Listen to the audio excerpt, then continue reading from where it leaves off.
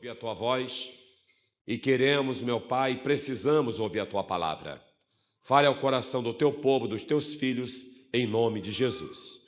Nós vamos, nessa noite, um texto base, muitos conhecem, 2 Timóteo, capítulo 2, versículo 15. O tema é: sou um obreiro e uma obreira. E agora? Vou repetir o tema. Sou um obreiro, uma obreira. E agora? Sou um pastor, uma pastora. E agora? Sou um a pregação agora. E agora? Sou um presbítero. E agora?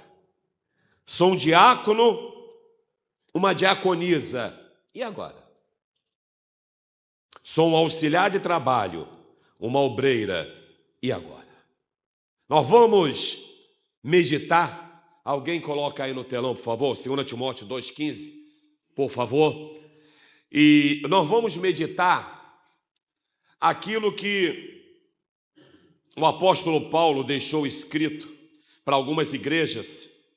E vamos também ver uma passagem depois nos evangelhos, aquilo que nós queremos trazer para o coração dos irmãos. Essa passagem é muito conhecida. Procura apresentar-te a Deus, se puder usar a ARC, procura apresentar-te a Deus aprovado, como obreiro que não tem do que se envergonhar, que maneja bem a palavra da verdade. Esse texto é para todos os obreiros e todas as obreiras, todos, sejam eles pastores, presidentes, auxiliar de trabalho, alguém que fica na recepção da igreja, é para todos. Então, primeira coisa que eu tenho que entender, nós vamos meditar em 1 Timóteo capítulo 3, versículo 11, algo que você está aqui por causa disso. 1 Timóteo 3,11, da mesma sorte as mulheres, preste atenção, quando diz que elas têm que ser esposas honestas, não maldizentes, sóbrias, fiéis em tudo. A primeira coisa que nós temos que entender que para ser um obreiro, eu preciso ser uma pessoa honesta. Eu preciso ter controle na minha fala.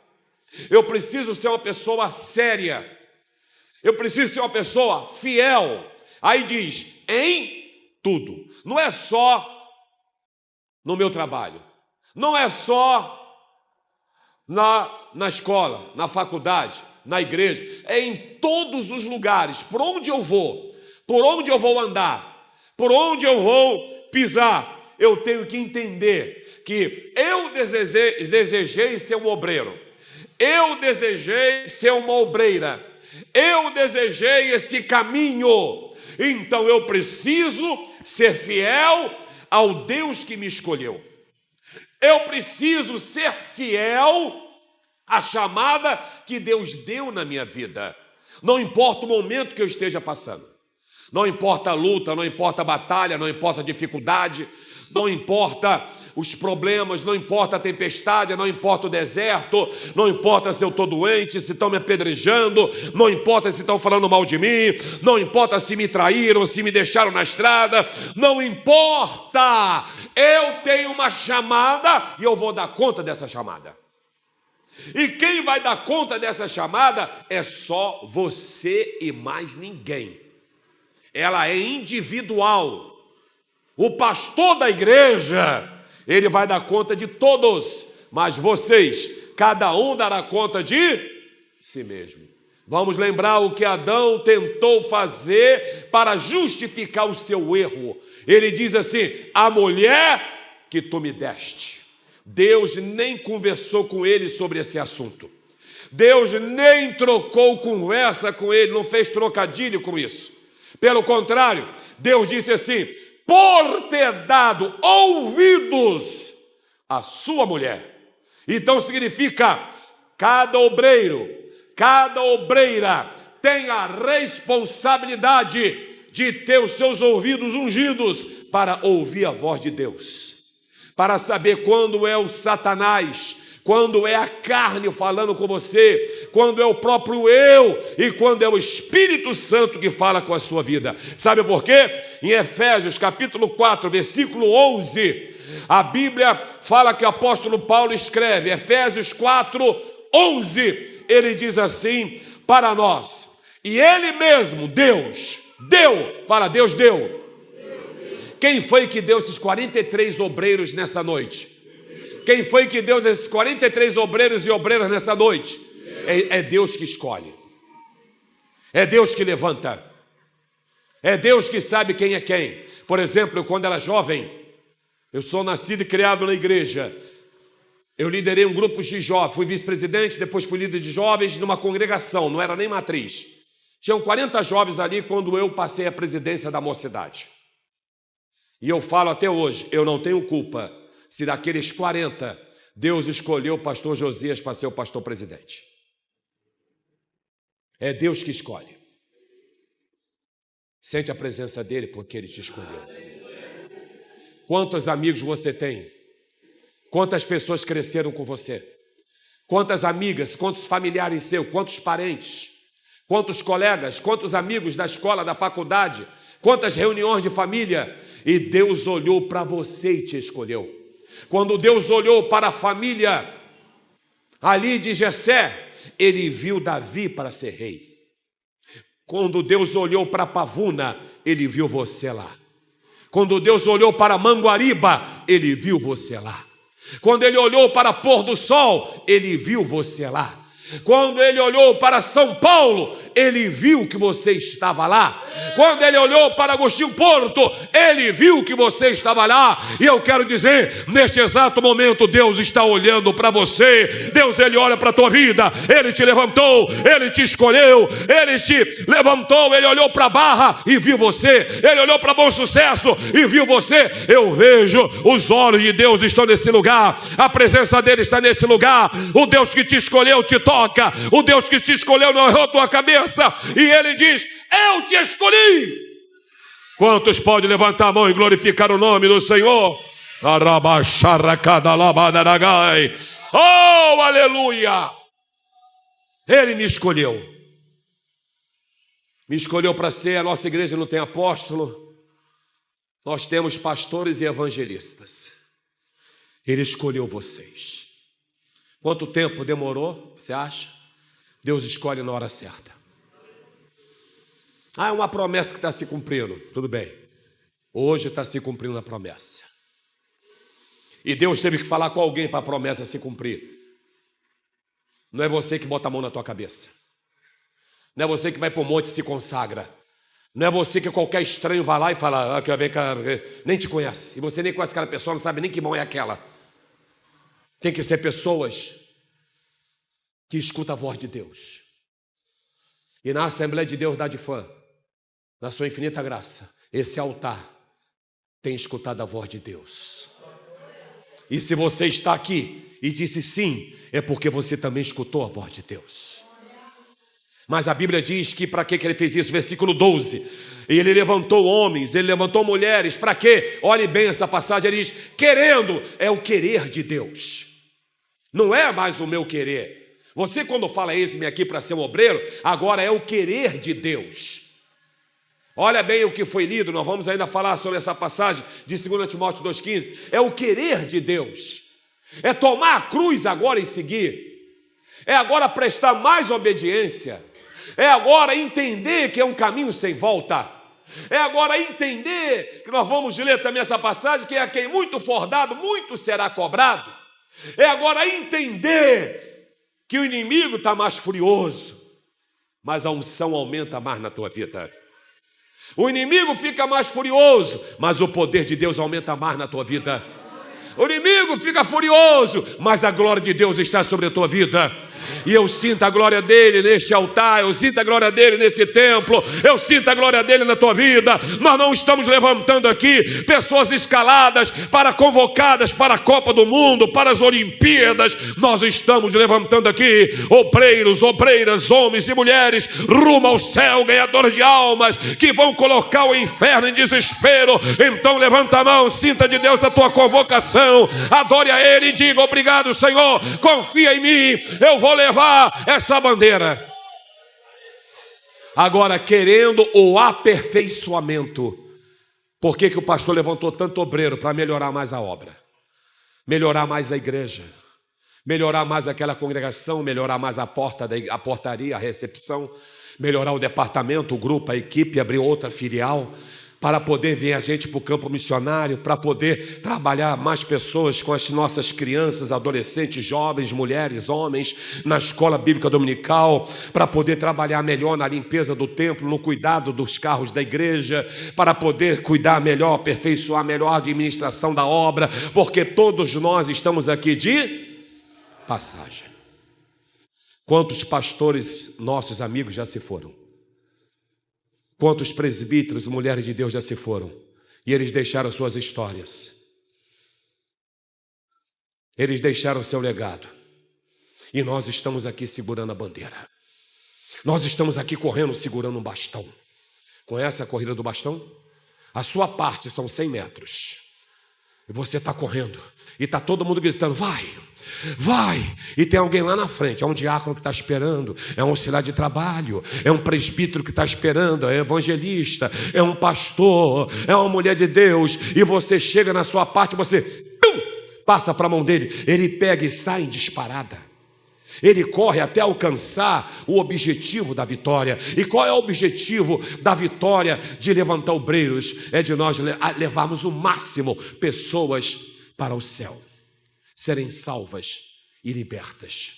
Então, um aperfeiçoamento para a obra do ministério. Para quê? Para a edificação do corpo de Cristo. O que é o corpo de Cristo? Para edificar a igreja. Não é para você ser popstar. Não é para ter status. Não é para você ficar postando fotos. Outro dia eu vendo um pastor missionário da Albânia, ele falou algo muito interessante.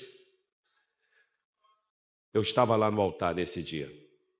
E tinha alguns pastores, com aquelas lapelas, pastor, grandão. Ele falou assim, eu estou vendo alguns pastores aqui botando pastor grandão. Faz isso aí lá no meio dos muçulmanos. Botar isso aqui é fácil.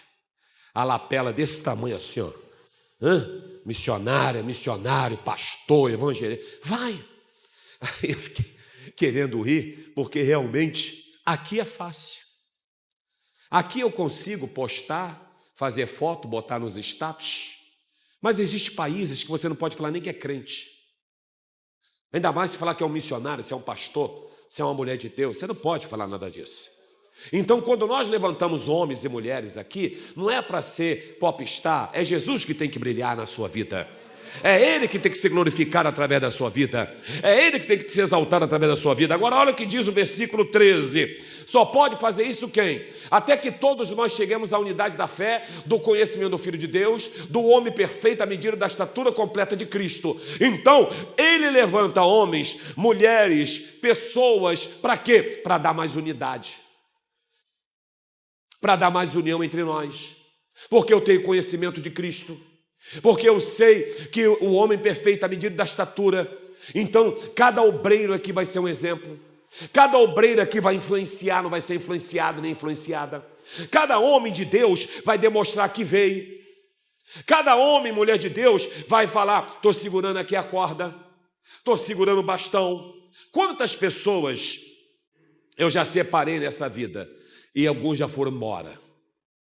Seguiram o seu caminho, aceitaram Jesus aqui, batizei, diácono, presbítero, evangelista, pastor, me dá minha carta, amém, Pai do Senhor. Quantos chegaram aqui oprimidos pelo diabo, foram libertos, graças a Deus, pastor, vou embora, Pai do Senhor.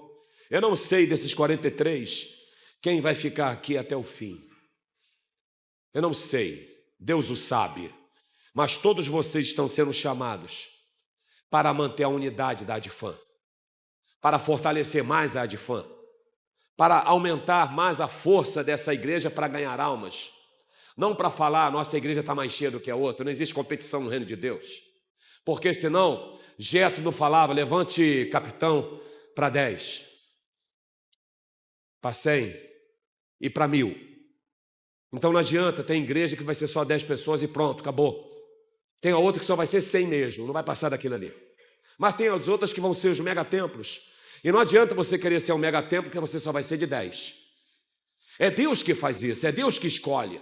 É Deus que sabe das condições, é Deus que sabe aonde Ele quer fazer. E se Deus tem levantado homens e mulheres, essa quantidade, é porque Ele quer o crescimento da igreja, é porque Ele quer as almas sendo restauradas, transformadas, é porque Ele quer isso. Agora vamos voltar para 2 Timóteo capítulo 2, versículo 15. Preste atenção na leitura que foi lida. 2 Timóteo 2,15, ele fala assim para nós, o apóstolo Paulo: procura apresentar-te a Deus aprovado. Ele está falando que é você e eu, nós, pastores, evangelistas, presbíteros, diáconos, diaconis, obreiros, obreiras, pastoras, missionários, nós é que temos que procurar se apresentar aprovado. É eu que tenho que me examinar. Paulo diz: examine-se, pois, o homem a si mesmo. Se examine todos os dias, se avalie. Todos os dias você para e pensa: como é que eu sou como cristão? Eu sou o diácono que a igreja gostaria que fosse? Eu sou o pastor que a igreja gostaria que eu fosse? Eu sou o presbítero, evangelista, pastor, a diaconisa, o missionário? Responda para você mesmo: bom, se eu tivesse um diácono que nem eu, o que eu falaria para esse diácono, para essa diaconisa, para esse pastor, para essa pastora? Para você mesmo, você falando para você: olha, você não é a pessoa que eu esperava nada de fã. Você não tem sido aquela pessoa que eu esperava para me ajudar, para me apoiar quando eu precisei. Você é que tem que procurar apresentar a Deus aprovado. E ele diz, como um obreiro que faz o quê? Que não se envergonhe, que cuide do seu testemunho, para não ser envergonhado. Nós estamos vivendo um momento de escândalos. Nós estamos vivendo momentos terríveis na mídia. É tanta coisa por aí, propagandas no Instagram. São pessoas que criam sites para falar das igrejas. São compartilhados. Tem coisas que vocês têm que ter vergonha até de compartilhar e de curtir. Não vale a pena, porque você está fazendo com que o evangelho seja mais envergonhado ainda. Você sabe que todo lugar tem gente boa e tem gente ruim, sim ou não? Existem pessoas que são servos de Deus, mas existe gente que está em nosso meio que não é servo de Deus. Existem pastores, mas existem pessoas que envergonham esse título de pastor. Existem obreiras, obreiros, todas as classes, mas tem pessoas que envergonham. A Bíblia fala: ai daquele que vem no escândalo. Eu não vou compartilhar escândalos. Isso vai denigrir o Senhor, a imagem do Evangelho. Eu não vou compartilhar essas coisas erradas, eu vou ficar envergonhado. Eu vou falar: poxa, que coisa triste, que coisa ruim. Eu estou aqui nessa região quase 40 anos. Você pode andar por aí, você pode perguntar para as pessoas: quem é o pastor Josias? Eu só posso falar aquilo que eu vivo. Eu só posso testemunhar aquilo que eu dou testemunho. Então vocês, para que não venham se envergonhar, vocês têm que olhar para quem ensina vocês não ser envergonhados. É o caráter. A igreja, muitas delas estão mais valorizando movimentos pentecostais do que o caráter. Estão valorizando mais as revelações do que o caráter.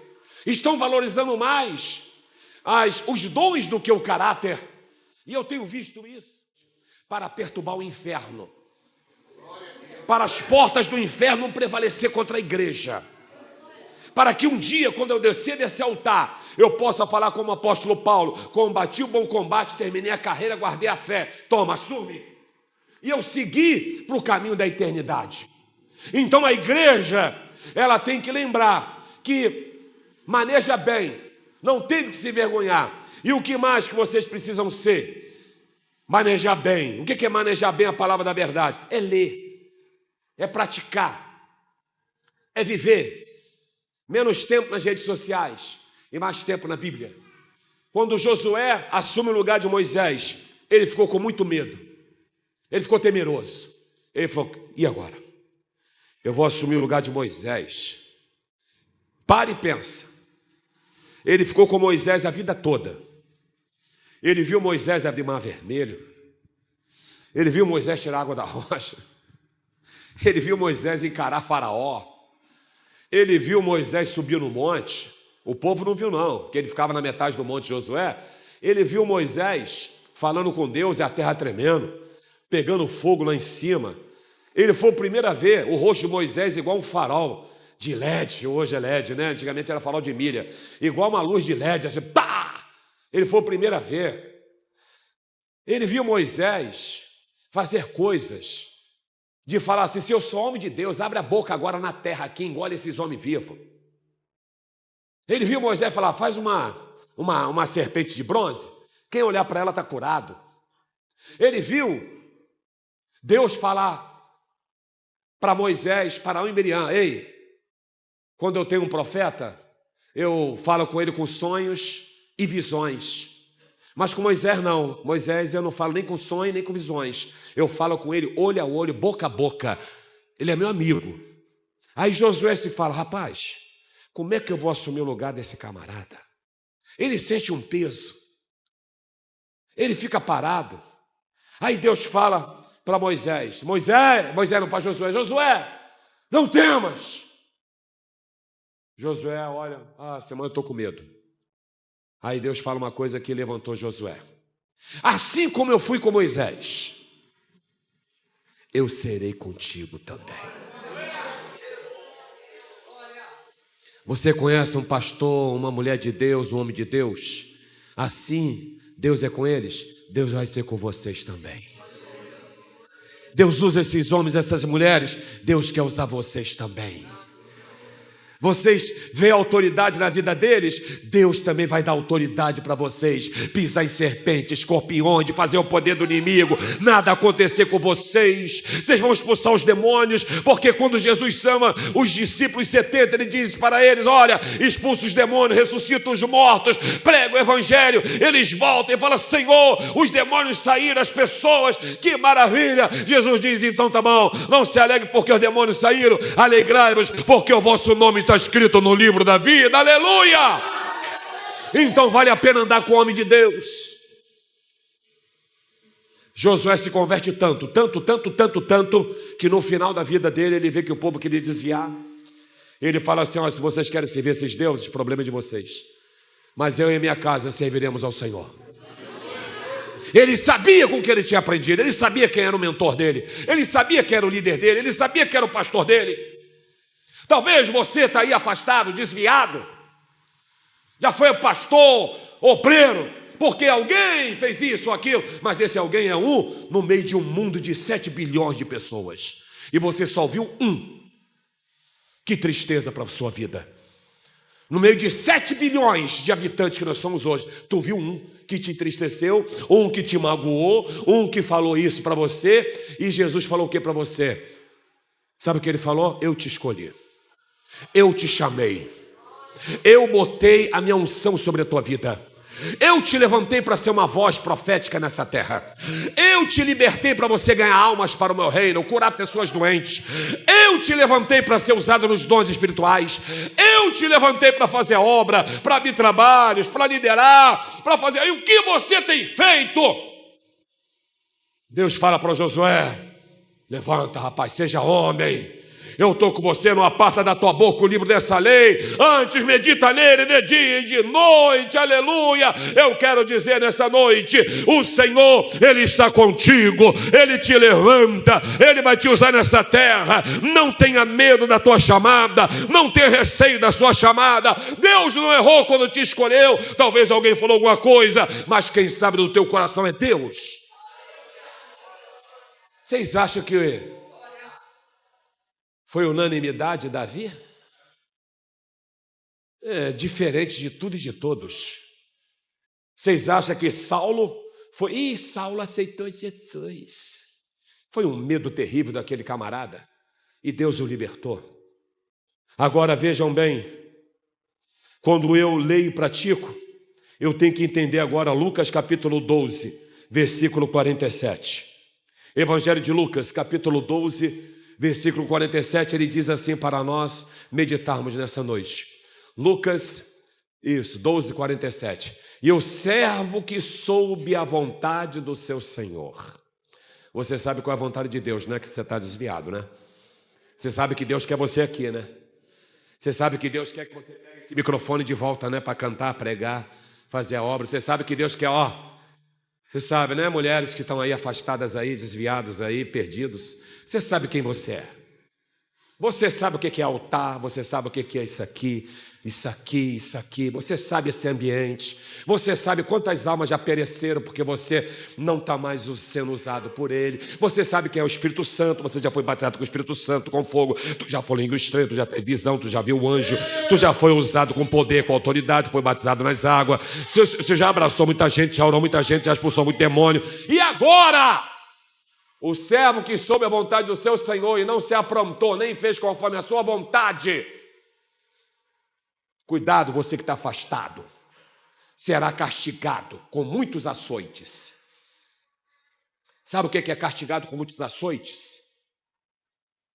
Você sabe o que é a pessoa ser castigada? Você foi castigado quando era criança? Está de castigo. Já ganhou correiada de papai, varada? Já?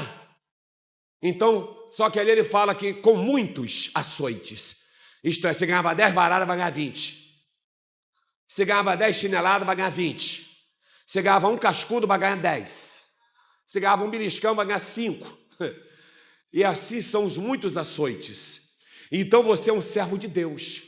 E vocês que estão sendo separados, obreiros e obreiras, se vocês sabem o que é um obreiro que não tem que se vergonhar e maneja bem a palavra da verdade, vocês não fizerem isso, vocês vão sofrer açoites. É Deus que vai cobrar de vocês. O pastor Josias é Deus? Sim ou não? Não. Eu tenho o poder de ver o que você faz em casa, na faculdade, na escola, na rua. Lembra quando os antigos vão lembrar? Lembra quando a gente era criança, pequenininho na igreja, e cantava aquele corinho das crianças? Cuidado, o olhinho no que vê. Lembra disso? Cuidado, o olhinho no que vê. O Salvador do céu está olhando para você. Cuidado, o olhinho no que vê. Aí depois, no final, a gente cantava: cuidado, o olho, boca, mão e pé. E as crianças, cuidado, o olho, boca, mão e pé. Eu canto para você, obreiro. Cuidado, olho, boca, mão e pé. O Salvador do céu está olhando para você. Cuidado, olho, boca, mão e pé. Cuidado. Cuidado. Cuidado onde você olha. Cuidado. Hoje a gente tem que cantar assim: cuidado, olho, boca, dedos. Dedos. Dedos. Se ligou? Internet? Dedos. Toco ou não toco? Vejo ou não vejo? Vejo ou não vejo? Veja, vou ver. Opa, cuidado. O Salvador do céu está olhando para você.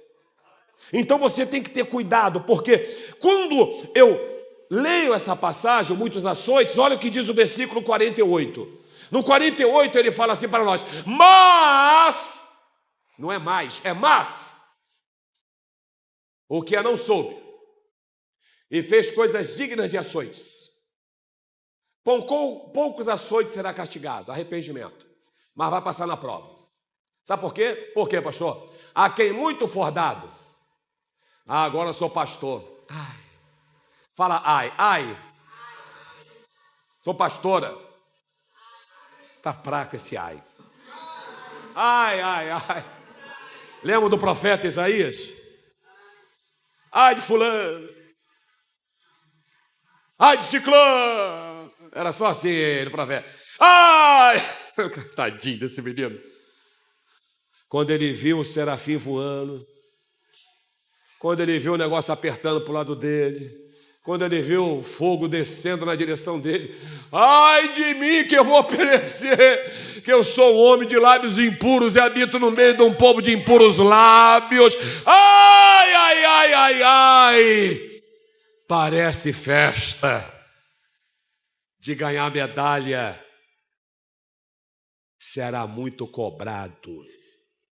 Esposa de pastor perde nome, sim ou não? Como é que é o nome delas agora? O marido da pastora perde o nome, como é que ele é chamado agora? Do obreiro, a mesma coisa lá, a esposa do diácono. Ah lá, o marido da diaconessa. Estou falando verdade ou mentira? Então a quem muito for dado, muito se lhe pedirá, a cobrança dobra. Eu lembro quando eu era bem jovem, na minha primeira igreja, quando eu fui criança, fui apresentado na Assembleia de Deus do Gramacho, em Duque de Caxias. Depois eu cresci na Assembleia de Deus ali, Mendes de Oliveira, filial da Henrique da Fonseca, saudoso pastor Pergentino Dutra. Aí eu lembro que o saudoso pastor Djalma, o que me batizou, ele era até um ex-fuzileiro naval, aposentado, me batizou. Tio Pedro está até aqui, foi no meu batismo, lá no Jardim Meriti, né, tio Pedro? Cadê o tio Pedro? Estava lá no meu batismo, tio Pedro, foi lá me ver batizar, minha mãe não morava aqui. Aí, o vice-presidente foi consagrar auxiliar de trabalho. Era no culto de doutrina, tá? Tinha culto especial, não. Aí eu cheguei lá. Aí ele falou assim: irmãos, vou falar uma coisa para vocês. Antes de eu ser obreiro, a profecia veio assim para mim: meu filho, meu filho, filhinho. As profecias eram só assim, né? Meu filho. Aí ele disse que depois ele foi separado obreiro. Aí veio a primeira profecia: homem! Ai, meu Deus! O negócio apertou para o meu lado agora. Mulher! Tu está preparado para ser cobrado? É melhor tu disfarçar e sair de fininho pelo cantinho? Eu vou ali. Você toma cuidado, porque a quem muito se lhe confiou. Sabe o que é muito se confiar? Quanto mais o degrau sobe, o caminho de cima é para onde? É para baixo. Mais você vai servir. Sabe por que o pastor presidente, ele é o que mais tem que servir? Porque ele faz parte de todos os departamentos, grupos e equipes da igreja. Ele faz parte de tudo. Ele é dos Cordeirinhos de Cristo, ele é da mocidade, ele é da cinturação, ele é da cozinha, ele é da faxina, ele é do carro, ele é do motorista, ele é de todos. Muito se lhe confiou. Aí fala para esses: mais se lhe pedirá. A cobrança é maior, diácono. A cobrança é maior, diaconisa, pastor, evangelista, presbítero. É muito maior. E olha o que diz agora 1 Timóteo capítulo 3, versículo 5. Por que a cobrança é maior? 1 Timóteo 3, 5. Ele fala assim para nós: porque se alguém não sabe governar sua própria casa, como terá cuidado da igreja de Deus? Faz assim, ai, não olha para ninguém, nem de cantinho de olho, e nem catuca. Como é que está a tua casa? Como é que está teu marido, tua esposa, teus filhos? Como é que está aquele quintal, hein? Como é que está as coisas por lá? Sabe cuidar da tua casa? Você pensa que é fácil cuidar, irmão, de igreja? Hoje eu fiz um gabinete com alguns dirigentes de congregações aqui. Você acha que é fácil cuidar de todo mundo, gente de longe, gente de perto? Como é que é, cara? Se você dirige uma congregação, fala, ai. Quem dirige congregação fala, ai. E o pastor presidente? Ai, ai, ai, ai, ai, ai, ai, ai, ai, ai, ai, ai, ai, ai. Se alguém não sabe governar sua própria casa, se você não sabe liderar seu lar, se você não sabe liderar seus filhos, se você não sabe liderar nem a cozinha, se você não sabe liderar o pagamento das suas contas, a ninguém devais nada a não ser Ih, fulano é pastor, está me devendo. Sem vergonha. É um sem vergonha aquilo ali, está me devendo. Aquilo lá está me devendo, rapaz. Aquilo ali, você cuidado. Como terá cuidado da igreja? Aí você fala, por desigrejados. Você acha que Deus não tem igreja, seu desigrejado? Quem inventou isso para tu? A minha casa. Ele falou o quê? A nossa casa ou minha? A minha casa será chamada o quê? Pode sair no fora desse negócio de ser desigrejado. A minha casa será chamada casa de oração. Ao anjo da nossa casa, ele falou isso? Ao anjo da praça, ao anjo das reuniões de família nas casas, ao anjo da igreja. Todo perfil seu de desigrejado pode jogar fora. Porque ele está falando, como ele vai cuidar da igreja de Deus? Você tem que entender que a igreja precisa ser cuidada. E quem é que cuida da igreja? Fala, eu. E fala para o lado, e você. Agora fala, nós é que cuidamos da igreja. Ah, que eu estou sem tempo. O problema é seu. O vento vai soprar de qualquer maneira. A Bíblia, ela dá um ensino, mas buscar em primeiro lugar os meus problemas, é isso que a Bíblia fala? Mas buscar em primeiro lugar resolver minhas dívidas, mas buscar em primeiro lugar o lazer, mas buscar em primeiro lugar muito passeio, mas buscar em primeiro lugar o quê? O reino, obreiro e obreira, acabou. Sempre que você for sair agora... Eu estava conversando com um pastor muito amigo, o pastor, não vou citar o nome dele, que está nas redes sociais abertas, está sendo filmado. Ele falou assim comigo, muito veterano. Eu fui lá, ele falou, pastor, eu sou muito obediente. Ele tem muito mais idade do que eu. E ele é antigão de pastor. E ele é pastor auxiliar. Eu falei, é mesmo? Por que você fala isso para mim? Eu tenho que ir para um estado agora, esse final de semana, e tem Santa Ceia na minha igreja. E eu também cuido de missões. Eu expliquei ao meu pastor a urgência que eu tenho de ir nesse estado para resolver isso e isso. E falei com ele, se o senhor falar que não, eu não vou.